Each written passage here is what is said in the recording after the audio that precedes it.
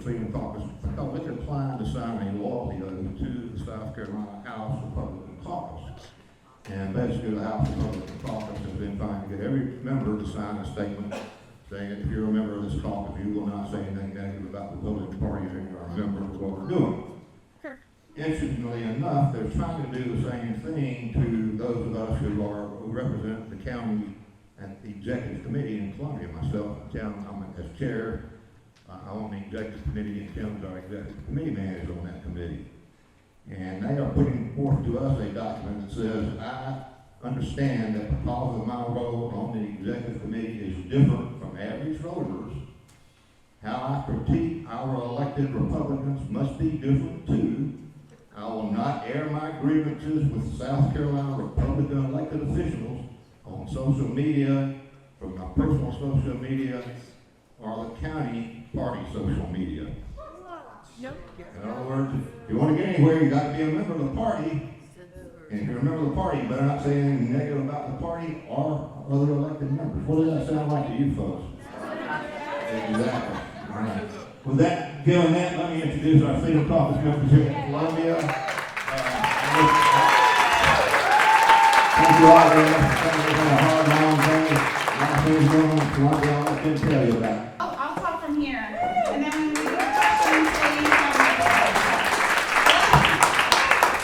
Hey everybody, my name is Jackie Turville. I'm the State House Representative for District 66. It is really, really great to see everyone tonight. There's some new faces of people that I haven't met. We've got friends here from Indian Land and Union County who've come up to see the Freedom Caucus, but also so many familiar faces. And I was telling some friends on the way back, I was driving up from Columbia today, and I was just saying that, you know, it's been a very busy, long week and exciting things going on in Columbia, but also, you know, can be draining. And so I just was really excited to see all of you today. Being with you and feeling your energy really fills my cup and fills me up. So grateful to have all of you here today. Thank you. I don't want to talk about myself because I'm too much, because I, you know, want you to get the opportunity to hear from the members, and but I do want to say that I'm trying really hard to communicate to all of you what I'm doing in Columbia. And I know many of you have mentioned that you've received my emails and you've seen my videos, and I'm going to try to do more of those because I feel like, you know, you're getting some information out of it. If you are not on my email list and you want to hear about what I'm doing, please go to JackieForSC.com and sign up. It's not a plug. It's that's how I'm really going to be able to communicate to you on a daily basis, kind of what's happening there. Because you know, I had being in Moms for Liberty, going down to the State House for the last 3 years, being a grassroots supporter of the Freedom Caucus for years. You know, I thought I had talked to my legislators and I knew what it was going to be like in Columbia, and I kind of thought I had an expectation. And while I did, and I feel like I was prepared in many ways, until you get into it, you kind of don't really know what's going on. Some things are very strategic, and you need to know parliamentary rules and that kind of things. But some things I just had never really thought of, like how do they actually vote and put their name up on the board? Well, we have a little card in our desk that is your card that's coded to you, and when they say place your vote, you literally click a button. Yes, no, right? So it's just those interesting little details that I want to share with all of you about what my day-to-day is going to be like. So I hope that you will follow along with what I'm doing. One of the best things about, you know, there's a lot of people down there that want to help you. The staff at the State House is very helpful, and they want you to succeed. They're great. Other legislators at the State House also want to help you. They're very helpful. They want, as a freshman, they want to kind of show you the ropes if they can in many, many ways. So in that way, it's so great. And our local York County delegation has also been to me, trying to help me when I need help, when I have questions, to help me navigate things. So I appreciate that so much. But this group of individuals here, the Freedom Caucus, has really been a lifesaver for me because It's great to have people who share your values surrounding you when you're down there, right? We pray together every day. When we have our meetings, we pray together, which really, fills you up and gives you strength when you go into whatever situation that you're going into down there. So I appreciate that. And then just in the months leading up to the election and also, getting into session, they have been teaching me and the other freshmen so many things about the process and what we need to do, what we need to know, and really educating us so that I know for the other freshmen who are here, when we went in there, we felt like we really had a leg up on some of the other new people who hadn't had that, somebody helping them, somebody teaching them. And I want to thank the OGs for doing that for us. We appreciate that so much. So there's a lot to learn. There's I think 19 freshmen in the house right now. That's a big freshman class. And so it's great to be able to go in there and have people that you can ask questions to and rely on. And if you need something or you just need somebody to give you support, you have that support system there. So I'm so grateful for that. So anyway, let me introduce to you Representative Joe White. I am Joe White. I want to first thank York County Republican Party for allowing us to come here as your guests and speak to you about who we are and what we believe in. I'm the long-winded one up here, but if my wife, Linda, would pick up a slip there, I'm going to give you everything you need to remember about my talk and a little slip before I make my talk. Usually, that one, yeah, just pass it out to everybody. Usually a speaker never tells you his punchline till the end. But I'm going to give you the punchline right here at the beginning, and as soon as everybody gets one of these, you can go to sleep. And wait till J. Kill Martin comes up and talks to you. Because this is the only thing I really want you to leave here with tonight. That slip of paper that tells who we are and what we believe in. So, there you have it. We fight for, and our mission statement says, and my van out there has the mission statement on it, we fight for individual liberty, we fight for free market capitalism,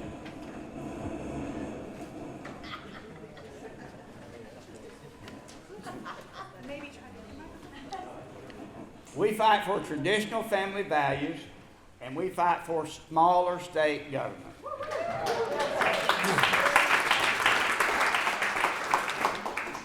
So, how can you help us? First of all, understand who we are. Understand what we fight for. And tell your friends and family members who we are and what we fight for. Now, I know I've never been a pastor, but I know that on Sundays, pastors preach their heart out. And on Monday, they say that 90% of the congregation has no idea what the pastor preached on Sunday. It's true. So, before you leave tonight, I'm going to give you another handout that tells you the three things that I'm going to talk about. So you can take that with you. So you don't have to keep it up here, you'll have a sheet. You don't have to take notes. I'm going to give you one. You can take that with you, okay?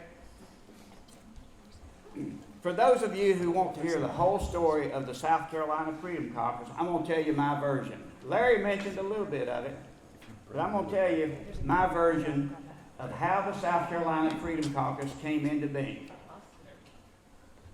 A small group of legislators in the spring of 2022 formed the South Carolina Freedom Caucus. They were the victims of ridicule. Try this instead. Okay. I'll fix that. Can I put it in here? Yeah. That's it. Okay. They were the victims of ridicule. But all that changed on the night of June the 14th, 2022. On the night of June the 14th, 2022, I'm getting your attention, aren't I? On the night of, that's not a joke.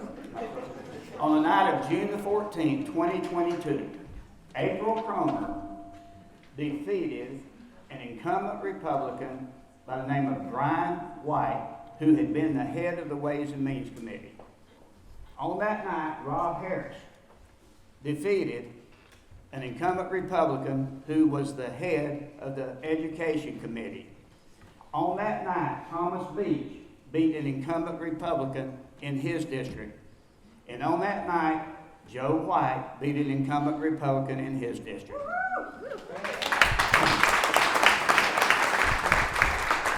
On that night, 3 other people running for open seats declared that they wanted to join the Freedom Caucus. So overnight, that ragtag bunch of 13 people became 20. The establishment panicked. They created rule number 16B that Larry's referring to. And I'm not going to quote it exactly, but here's what that rule 16B says. It says that you pledge, you sign your oath, you write your name down, that you will not campaign in any way against an incumbent Republican running for re-election if he's in good standing. I'm an Air Force veteran. I raised my hand that night. I'm also, at that point, I was the oldest freshman ever elected to South Carolina State House. I'm not anymore, I'm now the oldest sophomore ever elected to the South Carolina State House. But I raised my hand and I said, I've got some questions. Are you telling me that if my son, who lives in Greenville, South Carolina, wants to run against an incumbent Republican to become a state legislator, I cannot go campaign against that guy for my son? And 3 or 4 of them got in a little huddle, and they came back and said, that's correct, you cannot. I said, I'm going to ask you another question. Had I been here when those legislators had to resign because they were caught in corruption, and Bobby Harrell, Quinn, I've forgotten all the names. But anyway, if I had been here and I'd known what they were doing, but nobody else knew, but I did, are you telling me I could not have gone into their districts and campaigned against them? They said, you could not. I said, like I said, I'm an Air Force veteran. I believe in the Constitution of the United States. I believe in the right to free speech. And I said, our Republican creed has these things in it. It says, I will never cower before any master save my God. And it also ends by saying, I am a free American. And then I sat down. Eventually, 17 of us refused to give up our right to free speech or cower before the Columbia good old boy cartel.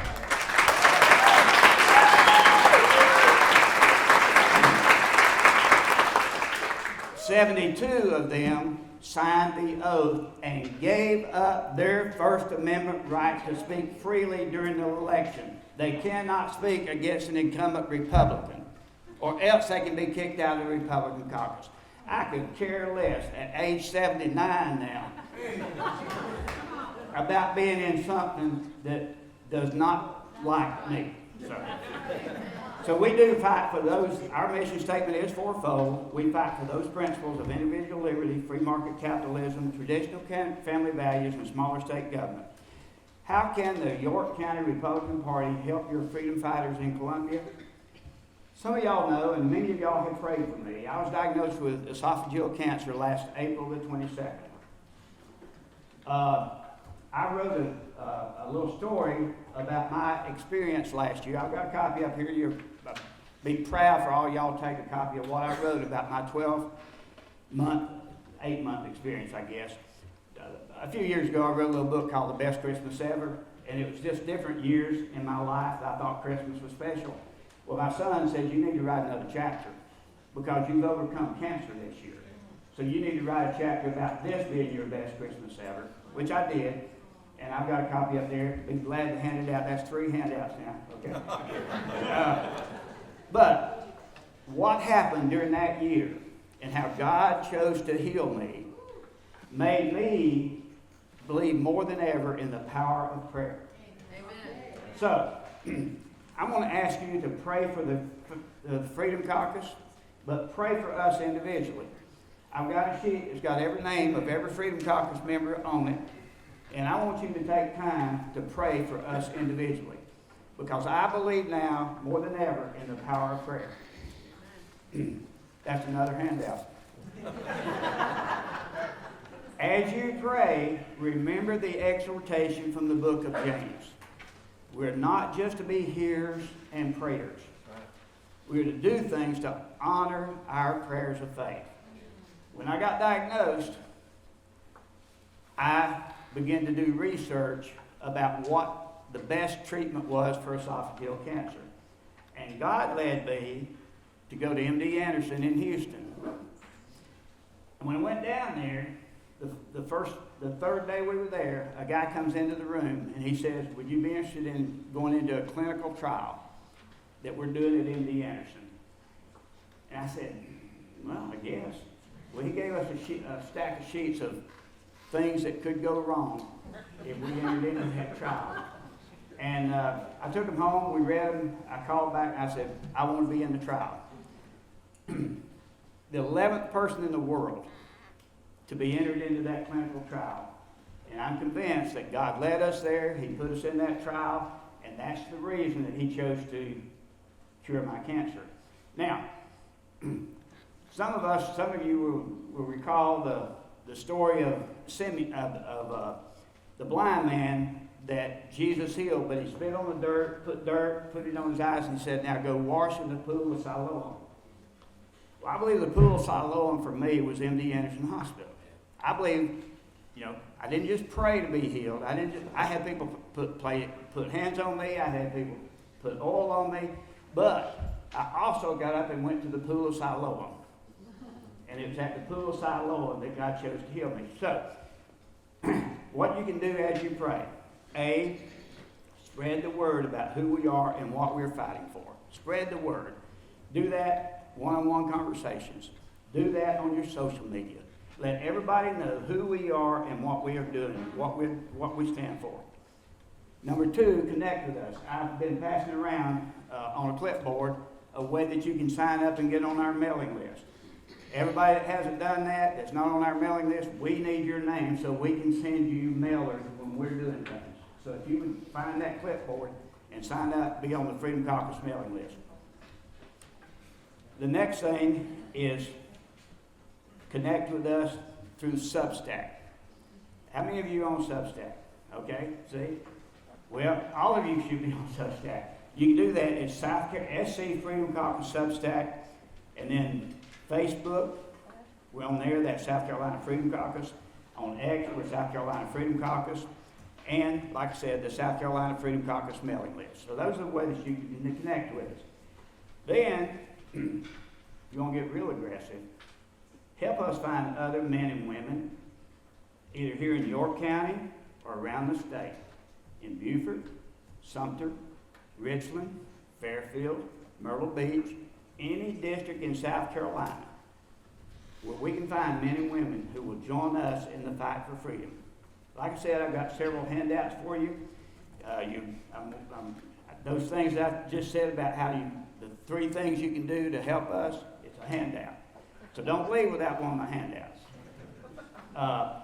So I just want you to know that we are here for you, we love you, we appreciate you, and we are fighting for our freedom, for government of the people, by the people, for the people, and in government of the powerful, by the powerful, and for the powerful. I appreciate your time.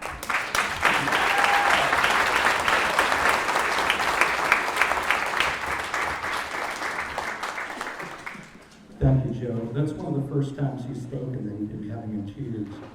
He's got such a powerful story and that's awesome politics. It just anyway, so thank you for having me come. And it's funny, in the State House I sit next to Joe and Thomas. And here we are, except for you guys. Thank you. I echo what Jackie said about this filling me back up when you have people that watch what we do. And I think you saw what we dealt with down there. I think you appreciate what we go through. So I have some notes here.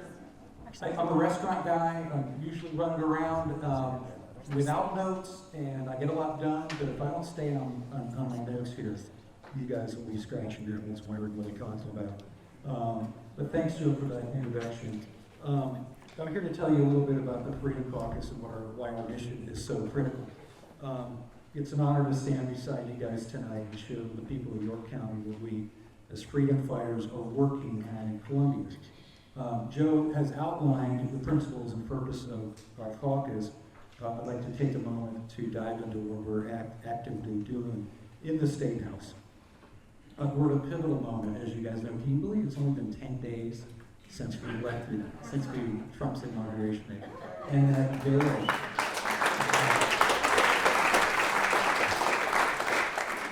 I don't know about you, but after the election, I slept in and I was waiting to turn the news and hear that Kamala was going to be the next president. I was that unsure about it. And then after the inauguration, it was like just a sigh of relief. And which brings me to thank you guys for showing up. I have this big fear that all of the people the MAGA movement brought in are going to go, okay, we won, and then not show up for meetings like this. I know I've been to a million meetings like this. Thanks for coming out on Thursday night.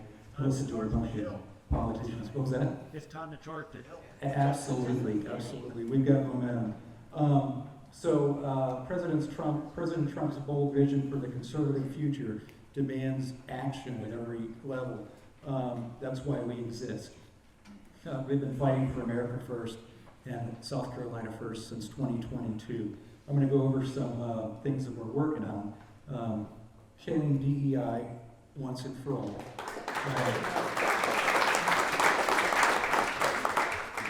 We budgeted 2 years ago as a freshman. We couldn't get DEI out of the budget. So as Freedom Caucus members, we found out what every university spent on DEI. And we presented amendments to take out that funding. And well, that didn't work. The Republicans said we're doing it wrong, that won't work. And if you take money away from the university, they're going to say, why'd you take that $3.5 million in Clemson's case from us? And we'd say, it's to defund your DEI. The Republicans voted all that down for every single university in the state. We're gonna do that again. We have a bill that's being presented either this week or next week by a friend of mine, Doug Gillum, to get DEI out of all the state departments, all the DTS, DRT. We've got whistleblowers that constantly are sending us, hey, look what they're pushing down our throats. So we've just got to hold them to that. We need you guys in that fight as well. If you know anybody working in those departments, ask and get us the literature, because they're coming to us right now and asking us for that money. And the president of USC the other day said, we're not doing any DEI. I speculate when we did that bill 2 years ago, or when we got DEI taken out, and the House passed a bill, but it didn't pass in the Senate. I'm pretty sure somebody in leadership, in the Republican leadership, told him, just change the name of it. And that's basically what they did. They didn't fire him on the Department of State there. We want to cut wasteful spending. We want to prioritize core government functions.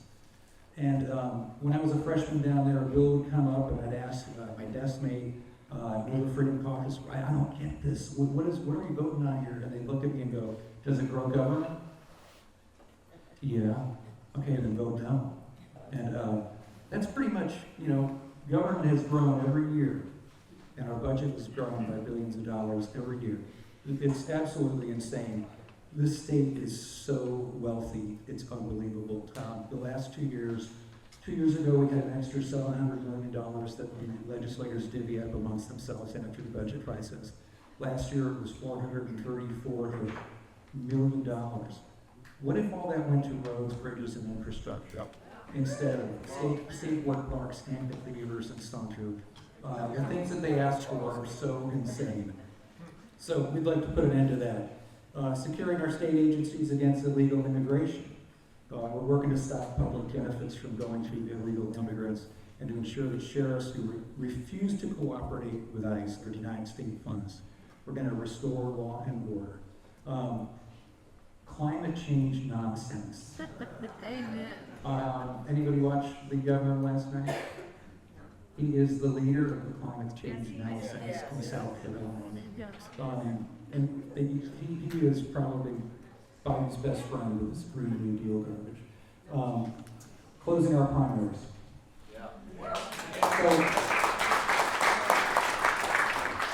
So there has been a close the primary bill when you go to committee. Get this, for 18 years. 18 years. I discovered when House leadership put somebody against me, a Republican, when I was at early voting in the polling place, people would walk up and greet me first. And I'd say, are you here for the Republican primary? They'd say, no, we're Democrats. They'd walk over to my Republican opponent and go, you got our vote. They were actively getting Democrats to vote against me. And if we don't close down Lindsey Graham, we'll, that's all we have to answer. So these are the battles we're waging in Columbia every day, and we'll leave you with some concrete ways you can help. Spread the word. It's amazing what the grassroots can do when we get involved. We saw the constitutional carry bill get much better when the grassroots got involved and people got informed and they started calling. We watched it go from, this is a great bill, to, oh, this isn't such a great bill, to let's fix this bad bill and make it better. And it happened in 3 days because all the grassroots got together on that. Stay connected, follow the South Carolina Freedom Caucus, as Joe said, on social media. Sign up to our email list. Help us recruit more freedom fighters and pray for us. This is a spiritual battle. We pray a lot. And it means a lot to just be with our cohorts in the Freedom Caucus and give all the glory to God. We are here for a specific reason at this moment, and God put us here. My wife says that to me every day. When I'm like, what am I doing down there? This is crazy. I've got 2 restaurants, I've got a cigar store, I've got 80 employees, and I feel like I am neglected them, but this is worth it. This is worth it. It's not for the $10,400 we make. So anyway, God bless you all, and I see a lot of friendly faces here. Thanks for listening to politicians on a Thursday night. I'm going to introduce the guy that sits to the right of me tonight and in the State House, my friend Thomas Beach. Some of these people drove like, you got to drive 3.5 hours home tonight. So I appreciate you making the trip, and I know Jackie does, and York County does as well. So here's Thomas Beach.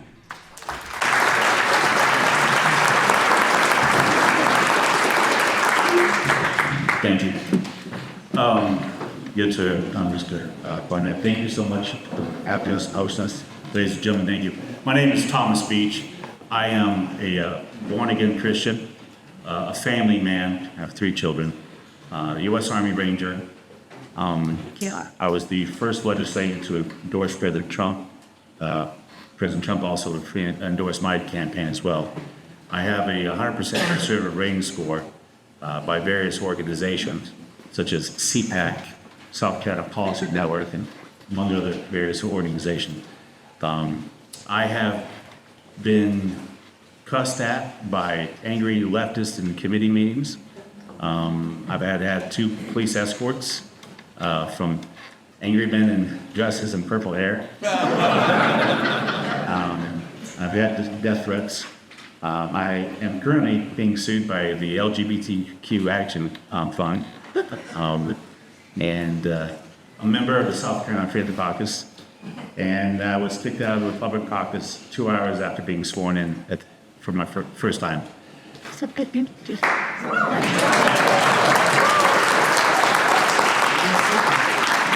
You know, I shouldn't be here. We should not be here. I was just an average guy from Piedmont, South Carolina. My daughter liked to play soccer. I was working this job, and I remember on the radio as I drove home that South Carolina wouldn't ban transgender boys in playing girl sports. My daughter liked to play soccer. I went home and I told my wife, this is not right. this is a Republican state. I'm scratching my head wondering what's going on. And I vote in every primary. I'm not active in any parties, but I looked up and it was my legislator, who's a Republican, that was presenting, and this is on video, presenting legislation to chemically castrate children young as 10. Sure. Playing girl sports. I didn't, as a father, Like that. this, I'm not gonna have it before waiting in my daughter's locker room. So, threw my hat in the ring. No one knew who I was. I didn't have any yard signs and didn't have any money. But I threw my hat in the ring. The Lord was there with me. The Lord's thanks. Yeah. There's a reason why we're here. We shouldn't be, but you look at South Carolina. It is ranked as has the most liberal GOP-controlled legislature in the nation. We have the highest tax rates in the Southeast, higher than Massachusetts and Rhode Island. Our state government, the employees, full-time employees, 50% more full-time employees that work for the state government than any other state area in Southeast. Wow.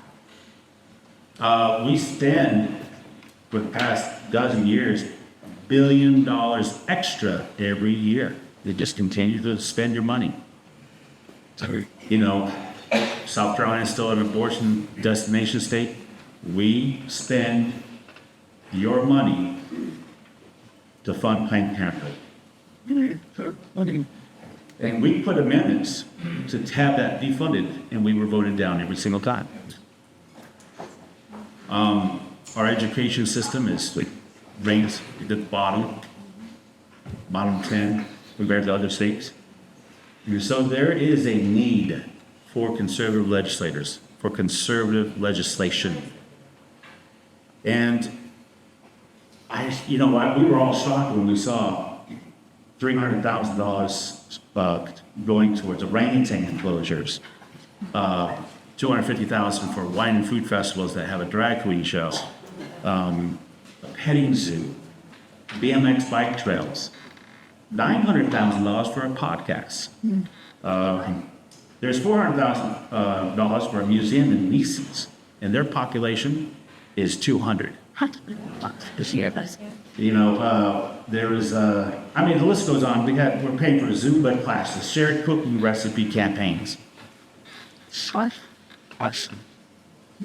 But these are all items in the budget, and every time we see them, we try, can we put an amendment? Can we redirect this money to roads and bridges, foster care? We have fragile children, medically fragile children, and in the foster care program, and they need funding. No, we're not going to do that. Instead, we're going to buy homoerotic art. Now, I'm not joking. We have spent money on gummy bear statues. Statues made out of gummy bears. And every time we put an amendment to try to redirect your money to actual core functions of government, you guys are extremists. You're obstructionists. You're just a radical. Well, I'm glad to be with y'all. Yeah, we're glad.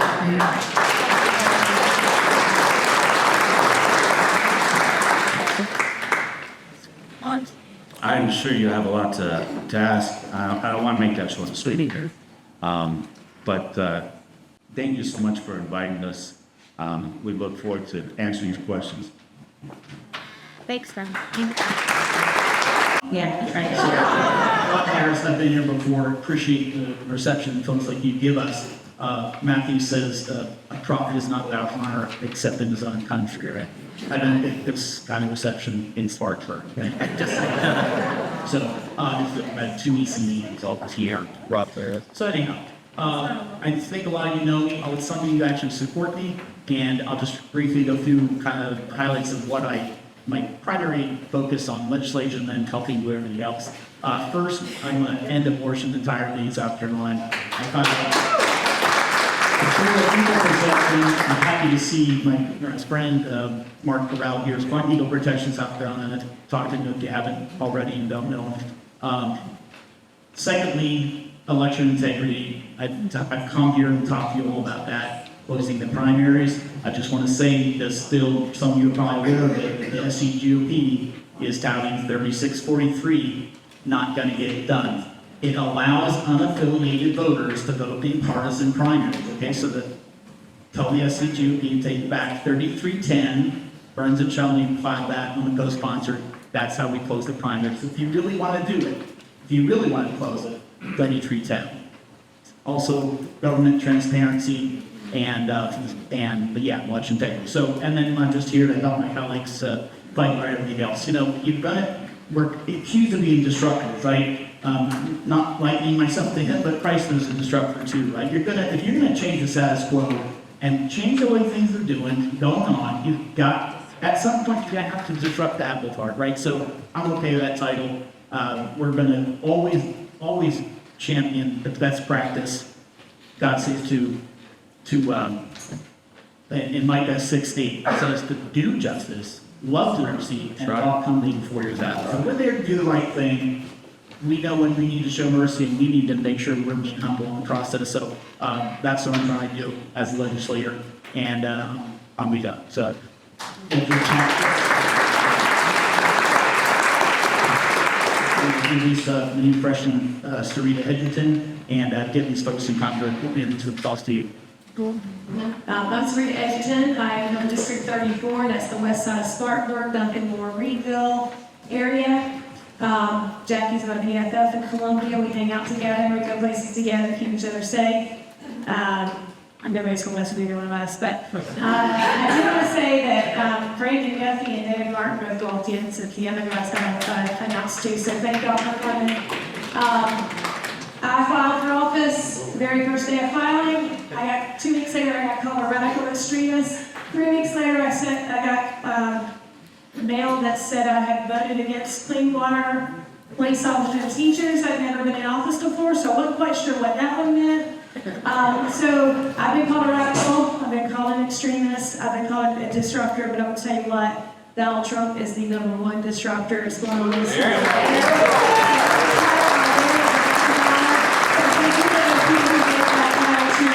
I've been disrupting things since day one when they called me screaming at me when I came out, and I haven't shut up since, so I'm going to shut up now and give it to Chris.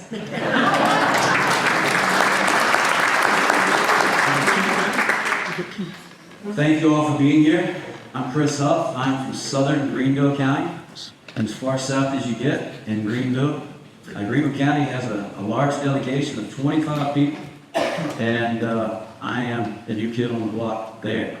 I have proudly taken the seat that was previously held by Miss Ashley Trantham, who is a founding member of the Freedom Caucus.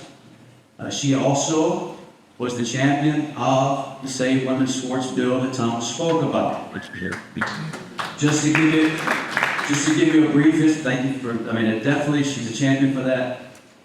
My understanding, based on that history, is it took at least 4 times for her to get that out of committee. Out of commitments. All right? And so, I didn't jump in this to go to Columbia and fight people. I got in after talking to her to go represent people and try to do good for people in the state. I had conversations with Ashley, I had conversations with a few other folks as I was getting into this, and the question was, well, are you going to be Freedom Caucus or are you going to be Republican? I said, I've been Republican my whole life. What are you talking? When the Republican platform says everything that I stand for. Yeah. I'm pro-life. I'm pro-freedom. I'm a Republican at heart. I don't understand what you're asking me. And then they began to give me just a few details. And I said, listen, your enemies are not my enemies. I don't operate that way. I'm going to go to Columbia and I'm going to find out for myself.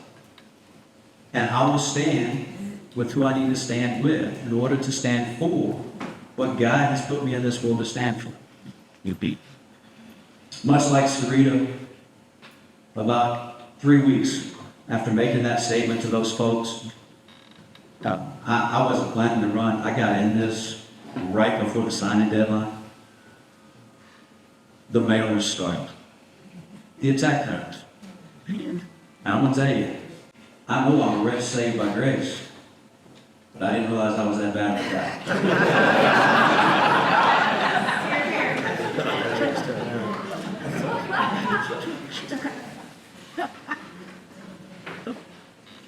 The attacks were vicious. They attacked my wife, my kid. The establishment put $4,500 up for one of my opponents. I was in a primary with 5 people. The person that got the $4,500 wrote a book. One of the chapters is literally titled Diversity, Equity, and Inclusion. When you look back at her primary record, she literally voted against Trump in the last 2 presidential primaries before this. And that's who they were supporting to run against me. With Republican caucus money. And trash my name in my community. I didn't get thoroughly invited or vetted or even talked to by the Republican caucus. And that's okay. Because what I have found, I'm not a part of the machine. And I never will. I may be there for 2 years. And somebody else is raised up by my community or by God to take over. I'm okay with that. I'm not there to be a career politician. I'm not a career politician. I'm just a normal schmo from South Greenville. I've done a lot of things in my life. Now I get to say I've done this. I think what you're going to find, and I'll end with this, out of all of us here, the one thing that we all have in common, aside from our belief in God, we're not career politicians. Absolute power corrupts absolutely. And what we were shown this week is who believes they have absolute power. And they wanted to make sure we knew. I'm here to stand for freedom and for everything that America loves and everything that we were founded on. I thank you for your time.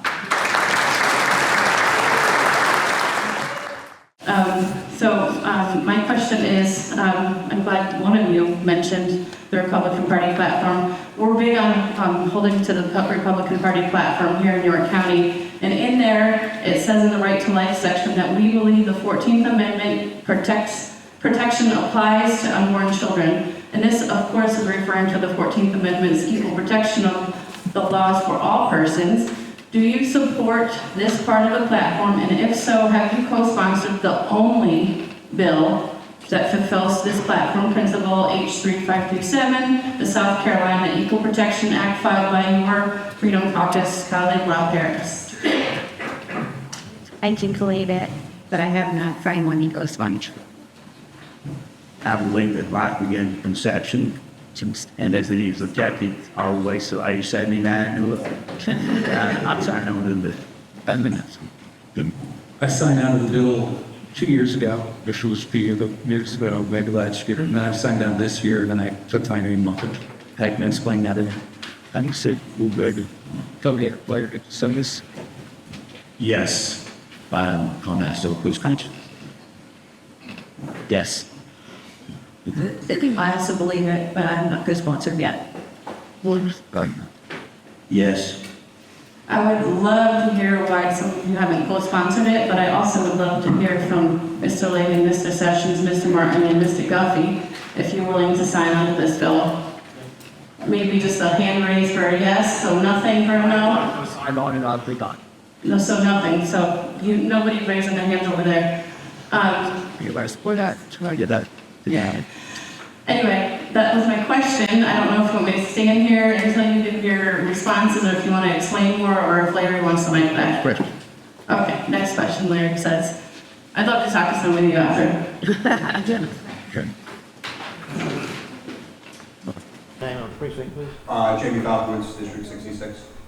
So quick question, I understand that there was a rule change that was passed yesterday in the House, limiting debate. Just wanted to get your thoughts on that and opinions.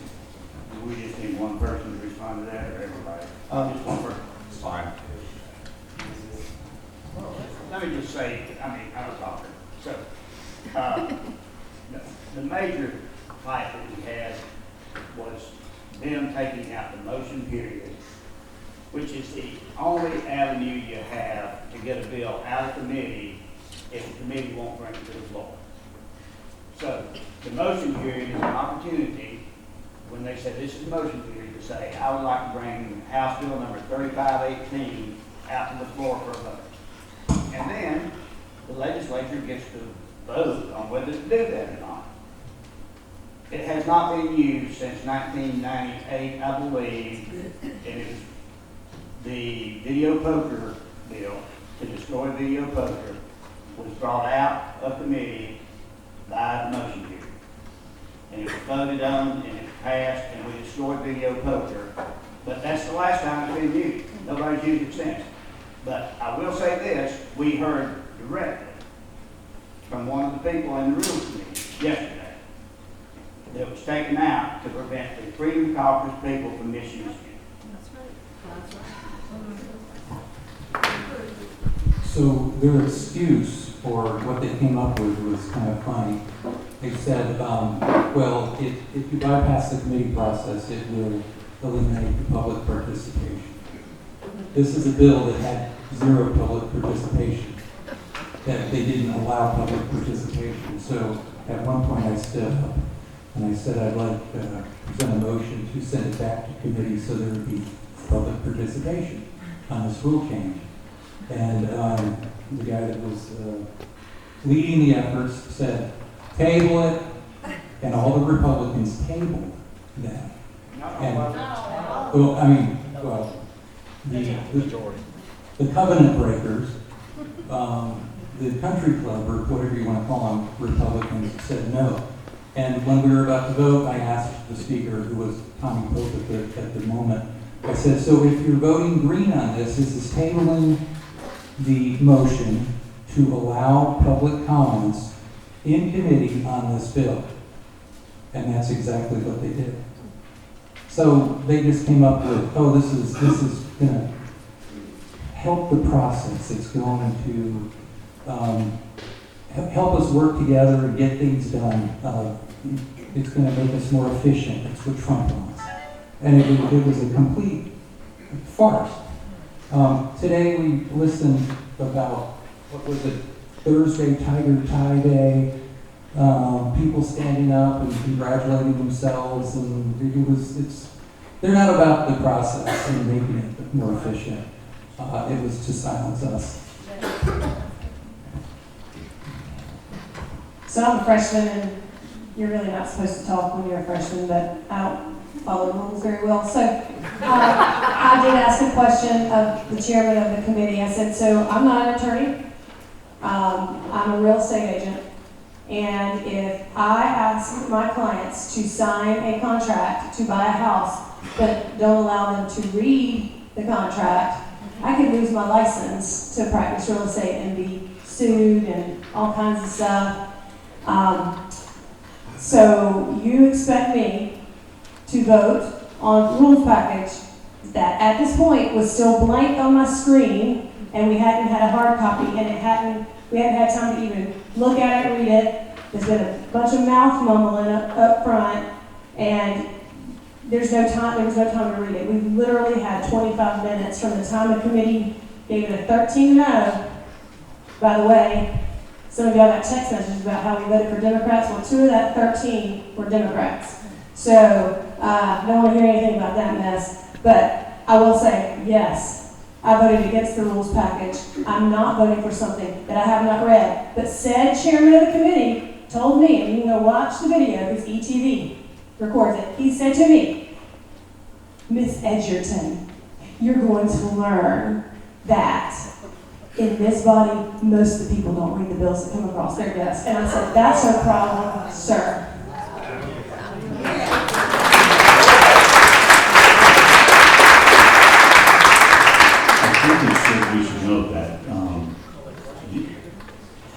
the ability to call bills to the House floor to have a vote was taken away from us.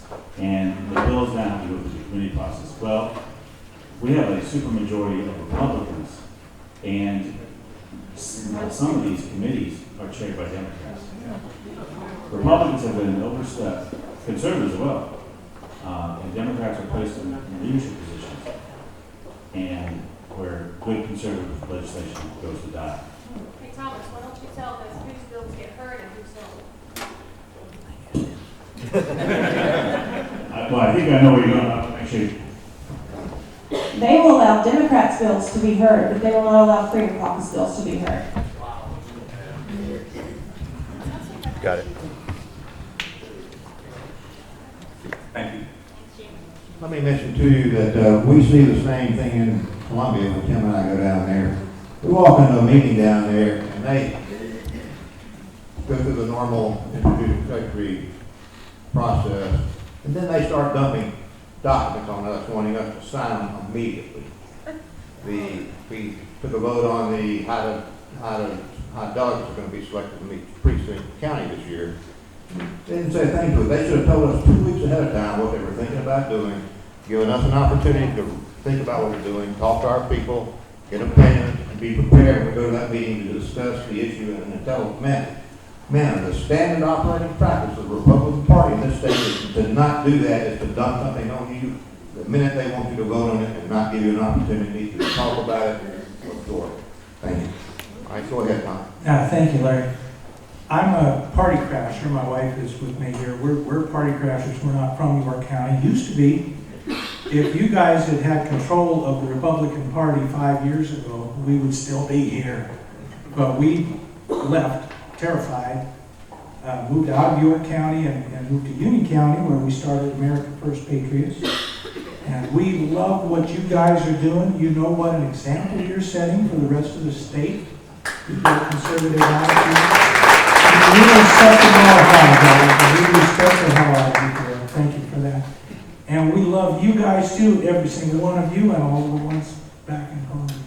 You're doing such great work for us. So here's my stupid little naive question. We keep writing these resolutions of things that we want the legislature to take up.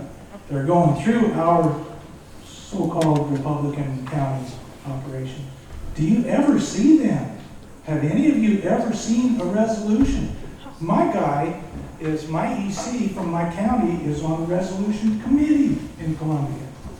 And I don't think any of our stuff even gets through to him. And if it does, it doesn't get any further than that.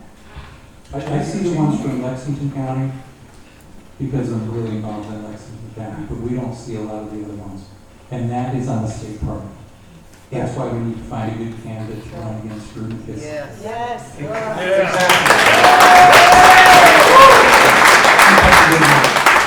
well, I have, my district covers 3 different counties, and I do hear from my county parties. But once in a while, I receive resolutions from other counties. I try to build relationships throughout the state, and I have received York County resolution, and I did reply in an email that I've received and will comply with the Republican Party desires.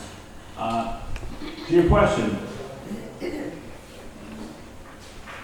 I know that, and you should apply much pressure to the state chair and get organized. But I don't think you have to go so far down to Columbia to have your voices heard. Think about it. What's near and dear to your heart? Is it closing the primaries? Is it lowering taxes? Whatever issue is your priority, it's part of the legislative process. You need to see good laws being presented and passed, right? Well, instead of going to Columbia, just go down the street and knock on your representatives' doors here. Yeah. And put them in the hot seat. Ask them questions. Why isn't this happening? And if you're not satisfied with the answer, get another Freedom Caucus member in the State House.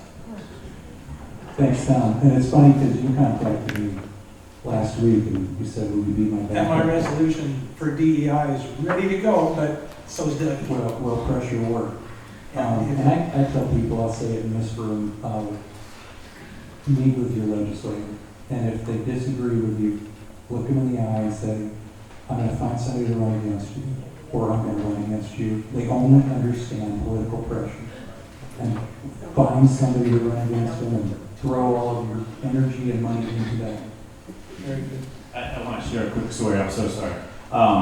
So when they, we get hit every week with some negative text message or mailer or whatnot, and so they sent a mailer to our districts and offered $50,000 to run against me. And my wife got that in the mail. She's like, $50,000? No, she's from Brazil. I gotta get that. Brazilian accent. $50,000, Tomas? I'll run against you.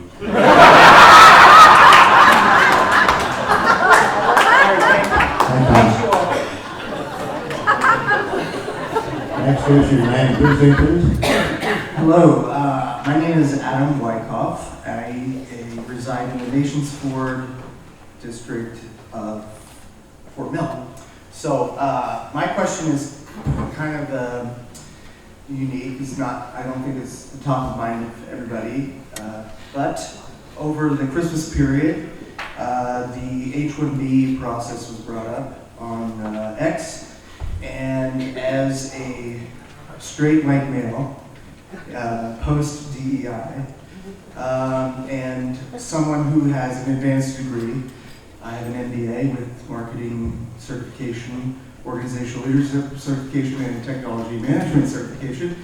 I have yet to break into a role that will compensate me for the education I invested in. So, obviously this topic is very important to me. The economics of the state do not fit my ability to own a home, start a family, and find employment. I currently work in North Carolina and bring that money back to Fort Mill every day. So I'm happy to stay here. I've built a life in the last 10 years, but it's not the one that I thought I'd had at the age of 39. So I'm wondering what's going on in the State House that will encourage basically a mental model shift in the employment practices and hiring practices that will allow for the American intellect to be hired in this state.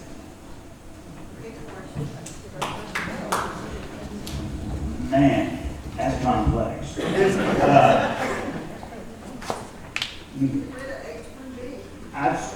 I would start by saying nothing. I've made this statement in other places, I'm not afraid to make it here.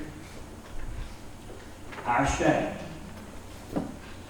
is being run by a few very wealthy business people, one of whom was just named as Secretary of the Treasury, richest man in South Carolina,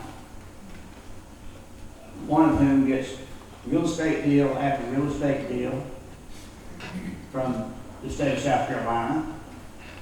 His name is Bill Stern, you don't know his name.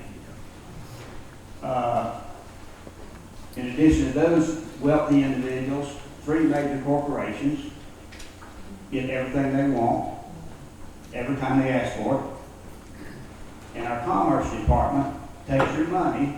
They have $1 billion in their slush fund.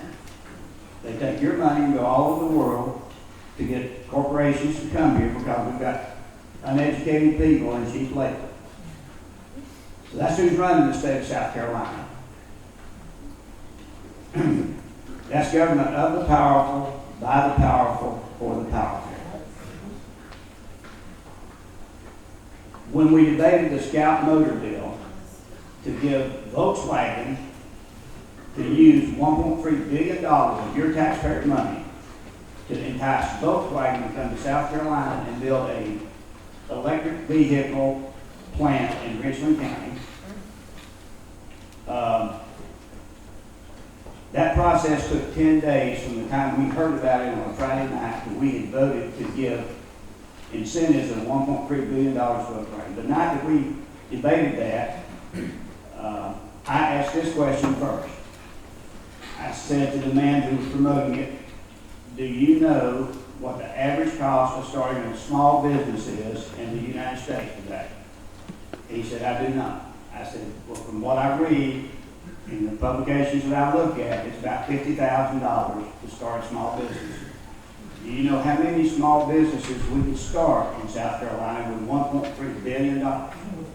He said, I'm not good at math, won't you tell me? I said, 26,000. Do the math, 26,000 small businesses.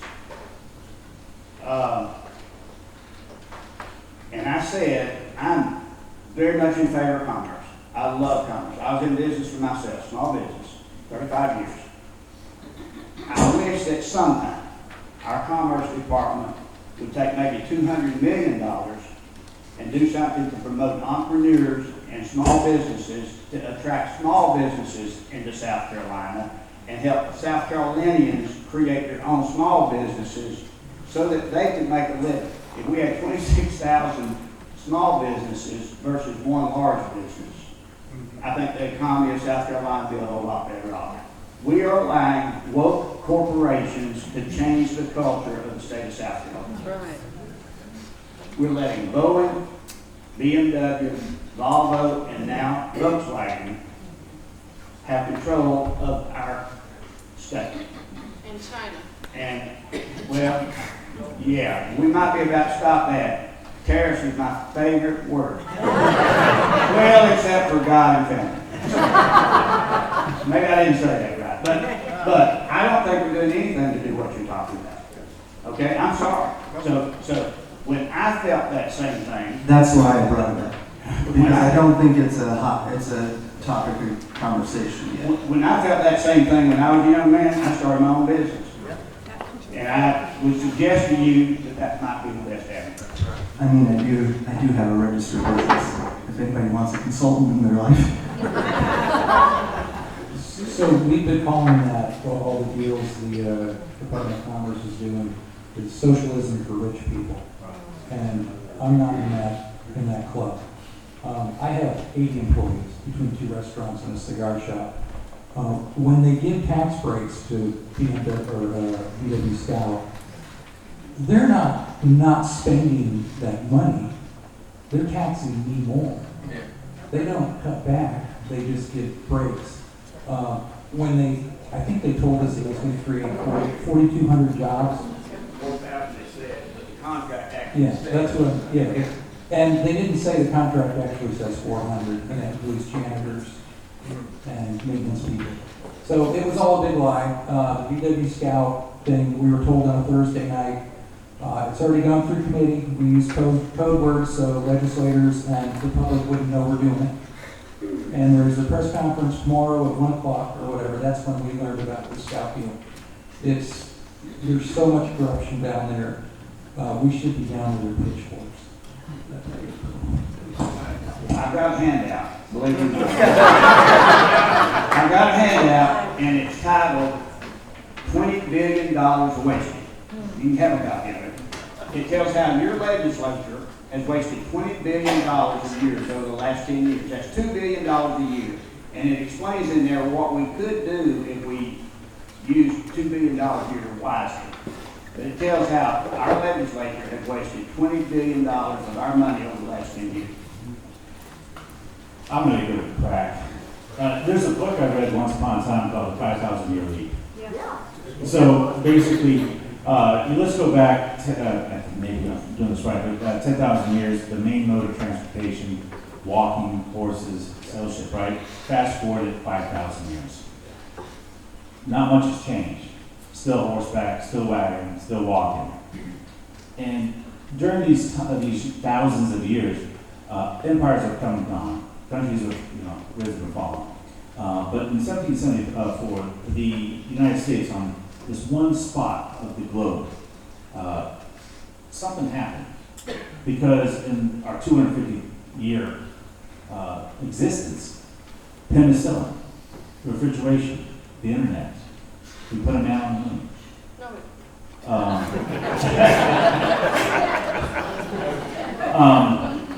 And we've had great advances.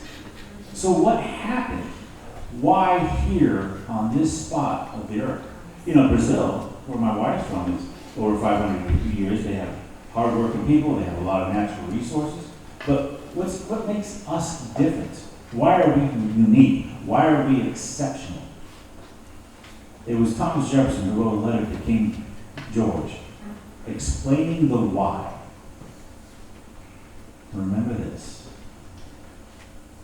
The role of government is to protect life, liberty, and the pursuit of happiness. This is what made us exceptional. So if we look at any policy, any law or regulation, and you weigh the measure, does this policy defend and protect life, liberty, and pursuit of happiness? It's a good law. Why do we like national borders? It protects life, liberty, and pursuit of happiness, doesn't it?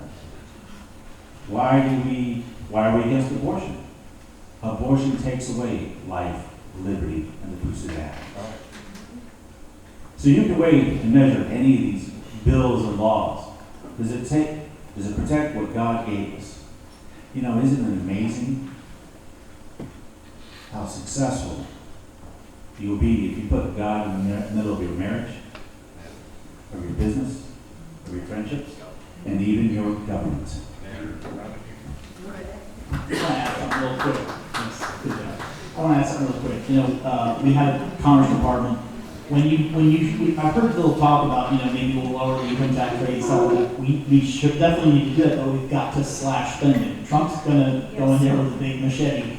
And when all that capital is tied up, all that tax money is tied up in commerce and picking winners and losers and letting the state try to decide what company to give your money to, slash the spending, get rid of the Commerce Department. When you start doing that, people are going to start up companies like in the businesses like you do. You're going to free up all that capital for startups and all. It's going to kick-start the economy, right? I mean, and just grow businesses, start all over the place. But we're tying up our money and our capital in the Commerce Department and letting them pick winners and losers. We've got to slash the spending. You folks got time for one more question. We're going to run out of time. You got 5 more minutes, one more question, sneak in here, right? One quick one. We'll stay late, we want more. Larry Bird, Dawson Celtics. Mason Ford. I thank you very much for your stand on pro-life. I have a question for you. I think this is for Rob. Specifically this year, is it true that you have to have a special order to get the pro-life bill out this year? The Speaker of the House controls who's on what committee. The Speaker of the House controls what chairmen are chair those committees, including Democrats. So the Speaker of the House, Merle Smith, controls what legislation gets out of every committee. Let's be very frank about that. Merle Smith controls it. So if he doesn't want it to get a hearing, it's not going to get a hearing. Does that answer your question? What's going to happen this year? No? Is it going to happen this year? Yep. I'm not going to say. I might have some ideas about that. Okay. I got one more thing and I'll get out of here. That bill you have, I haven't studied it that much, but does it eliminate the mail-out prescription pill for abortion? It does not.